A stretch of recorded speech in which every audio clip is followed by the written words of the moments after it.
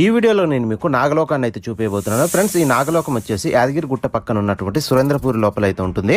ఈ సురేంద్రపూర్ లోపలికి మనం వెళ్ళాలంటే 350 రూపీస్ పెట్టి టికెట్ తీసుకొని వెళ్ళాల్సి ఉంటుంది. ఈ సురేంద్రపూర్ లోపలికి వెళ్ళినట్టయితే మన హిందూ పురాణాల్లో ఉన్నటువంటి అన్ని రకాల లోకాలు ఉంటాయి. అలాగే చూసుకున్నట్టయితే మన భారతదేశంలో ఉన్న ముఖ్యమైన గుళ్ళు అయితే ఏవైతే ఉంటాయో వాటన్నిటికి సంబంధించిన నమూనాలు ఉంటాయి. సో ఇప్పుడు నేను మీకు అందులో ఉన్నటువంటి నాగలోకాన్ని అయితే చూపిస్తున్నాను. సో ఇక్కడ మీరు చూస్తున్నారుగా ఇదే నాగలోకం అనమాట.